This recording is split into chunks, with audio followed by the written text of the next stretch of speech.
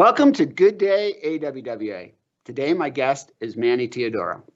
He is a professor at the University of Wisconsin-Madison, and he is also known for his provocative blogs and speeches at water conferences.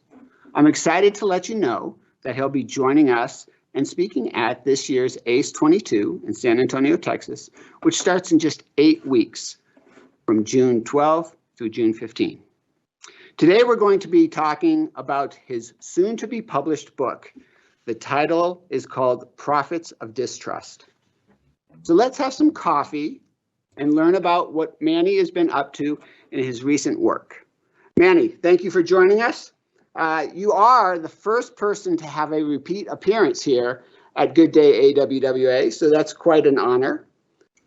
Last time we got together, I'm sorry? I just said thank you for having me back. Well, we're happy to have you back. And last time we got together, we had the Danish kringle, which is the official pastry of Wisconsin. And today we're simply going to have some coffee and take a little more casual approach to it. So, are you drinking anything special today? Well, yes, I am. Along with my local tap water, I always try to patronize my local coffee roaster, my local brewer, and my local distillery. So this morning I'm drinking Death's Door from Door County Coffee and Tea Company. Door County, if you don't know Wisconsin geography, Door County is that long peninsula that sort of sticks out into Lake Michigan and forms Green Bay on the west side of the peninsula. So Death's Door is a pretty potent dark roast. It's just the kind of thing you need on a gloomy, rainy April here in Wisconsin. So many jokes that can come from that, including the fact that I'm drinking coffee that is roasted in Cannon Beach, Oregon. The company is called Sleepy Monk, and it might be just the person that meets you at Death's Door. At Death's Door, yeah. So, Manny, I always like to start off with a sort of a wide open question with my guests. And this time I've changed it up a bit. And I'd just like to know when you fell in love with water. I think everyone's in love with water. Some of us just don't know it yet. I really started thinking about water in a serious way back in 1997 when I finished my master's degree and started working for a rates and finance firm in Seattle. And I started to learn about the entire world of water governance, finance, policy, management. Once you're into this stuff, it's really fascinating. It's endlessly fascinating. I think that's where I really fell in love with water as sort of a social and economic and business, financial, political phenomenon. I don't think I could ever get bored thinking about and studying water. Yeah, I think that is a really good point. There is so many dynamics to water and so many interests for people of all kinds of different professions. Right. So let's go quickly to your book that's coming out, Prophets of Distrust. We have a copy of the cover right here. Now, I know that's coming. And the honor of reading an advanced copy. So just a couple quick questions about it to get the audience sort of sensitized as to what's coming up. In the book, you talk about something called citizen consumers. So part of a two-part question, what is a citizen consumer? And what do you think is the biggest finding of the entire book? What's the thing that you're most proud of? Sure. Well, I want to first start by giving some credit to my co-authors. I'm only one of three co-authors on this project. The other two are Samantha Zulke at the University of Iowa and David Switzer at the University of Missouri. It's very much a collaborative project with a strong Midwestern accent. The citizen consumer is simply the observation that all citizens are also consumers. And in the United States, most consumers are also citizens. And that when people make decisions about what to buy, or they make decisions to participate in civic life through voting or participating in politics and policy in other ways, that their decisions as citizens relate to their decisions as consumers, and their decisions as consumers relate to their identities as citizens. So the idea of the citizen consumer is sort of trying to combine how those two identities and those behaviors, sort of civic life and consumer life or consumer behavior kind of relate to each other. And I think maybe the most important finding that comes out of the book is that there's a deep, maybe intrinsic connection between water and democracy writ large. Water as a consumer product and a democracy as a civic phenomenon or a governance phenomenon. You know, that finding was a surprise that emerged as we developed the project. We did not start out to write a book about the legitimacy of Republican institutions. This project started out as a project about commercial drinking water. Well, I moved to Texas about 10 years ago. I lived in Texas for about 7 years. And when I first moved to Texas, I learned about these commercial water kiosks. That's really where this project started.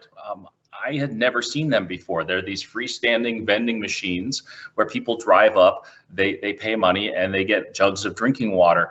As I said, I'd never seen those before I moved to Texas, but they're all over Texas. And I went to a talk at Texas A&M by a geographer named Wendy Jepson. And she gave a talk about how people who live along the US-Mexico border use these kiosks because they lack access to good drinking water utilities. Now that all made sense to me. But what didn't make sense to me is the proliferation of those kiosks all over major American cities like Houston and San Antonio and Denver, places that have great utilities.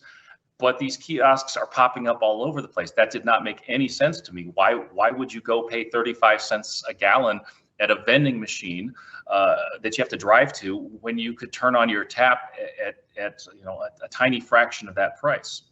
Well, about that time, Samantha Zilke showed up in College Station and she started studying for a Ph.D. So I asked her to start looking into these kiosks. And I thought we would write a little study about how these kiosks are a problem or a symptom of access or affordability problems on the urban fringes of America.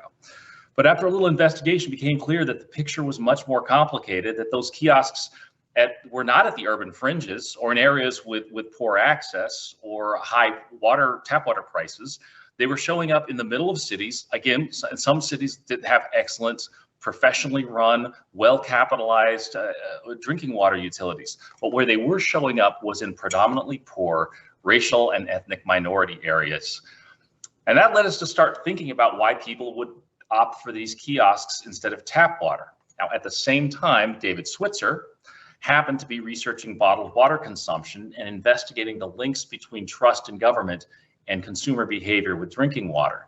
So the three of us put our heads together and realized that there's something much deeper going on here. And that's ultimately what the book is about, that drinking water choices are much more than simple consumer choices like you'd make choosing between Coke and Pepsi. It's the most basic of basic services.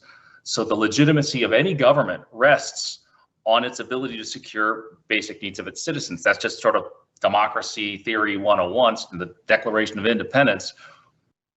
So what really emerges from the book in the end is this idea that the quality and the reliability of drinking water service become cornerstones of government legitimacy. So the men and women of the water sector are not just protecting public health and environmental quality, they're really guardians of democracy. All right, so that you just unloaded and unpacked a whole lot of powerful information for us. I'm going to dial you back to get to some simple topics. So you talked about essential services or basic services, and you classify water as part of that, water, wastewater as part of those services. The responsibility of government entities to provide those services to their community, and yet you've got these other sort of commercial water providers that you talk about. So is that where the idea of profits come in, and how does that tie to distrust? To the extent that the governments and the utilities are providing good service, where does the distrust come in? Right. Well, the title of the book, The Profits of Distrust, relates to the meteoric growth of the commercial water sector. If you go back 30 years, bottled water was a weird kind of novelty. I remember the first time, a lot of us probably remember the first time we saw bottled water in a supermarket, and you looked at it and thought, what the heck is this? Who would buy this thing? What, you're charging me $1 for a bottle of just it's just water. It's just fresh water. Well, that industry has grown tremendously. It's been an average over the last 25 years. The bottled water industry has grown an average of 5 to 6% a year. That's remarkable growth for any industry, but it's particularly remarkable for a place like the United States, where most of us have access to tap water that's of excellent quality and highly reliable. But its distrust of that tap water is essential to the commercial water firms' growth, and they're not subtle about it. If you look into commercial water firms and what they say to each other, what they say to their investors, and you look at their behavior in advertising and marketing, much of that growth is driven by widespread distrust and growing distrust of tap water. And I think for a long time, I've been going to ACE meetings for a long time, more than 20 years now, I'm happy to say. And I think way back 20 years ago, utility leaders did not take bottled water very seriously. Again, it was this weird kind of novelty, and it's a tiny fraction. The water that people actually drink is such a tiny fraction of the water that a utility produces that nobody ever really thought much about losing sales to bottled water. But we really can't afford to dismiss bottled water or kiosk water, commercial drinking water generally, because distrust of tap water helps build profits in the commercial water sector, but it also drives citizen consumers to oppose spending on infrastructure and supporting rate increases and giving us the kind of resources we need to make our utilities excellent. So that's why commercial water really is a competitor for tap water utilities. All right, so thank you for that, man. I appreciate that, and that is a elevation of that issue. In terms of the distrust and why they are a competitor, because that competitor part gets dismissed a lot, as you sort of spoke about. I read a lot of books about water and a lot of books about tap water, and there's a lot of them that point out concerns and challenges that the tap water industry faces. There's also many that celebrate the importance of water. But in your book, what I liked is that you end it by talking about a path forward, and you center the path forward around 3 strategic themes, right? So can you talk a little bit about those and describe the theories and why that's important? You don't have to divulge all of it because we need people to buy your book, but just give us a hint as to what that's about. Sure. Look, I'm basically an optimistic guy. I don't think the problems of the water sector are insoluble. Medical researchers aren't paid to declare that a disease is incurable, and policy researcher is not paid to declare that the problems are unsolvable. So we argue that you rebuild trust in water the way you would with any basic service. That is that we need to provide water and wastewater services with excellence, openness, and equity. Those are the 3 themes: excellence, openness, and equity. By excellence, we mean that water service has to be safe, it has to be reliable, and it has to be affordable. By openness, we mean that utility performance has to be observable. Citizen consumers have to understand how good their water service is. Administrative procedures also have to be visible. Decision processes have to be transparent and engage ordinary citizens proactively. That one's critical. Utilities need to reach out proactively to the communities that they serve, not only to be accepting of input, but actively reaching out and engaging. And finally, water sector leaders have to be responsible for success and failure alike. That all falls under the heading of openness. By equity, we mean the government and generally, and then utilities specifically, have to ensure excellence and openness everywhere and for everyone.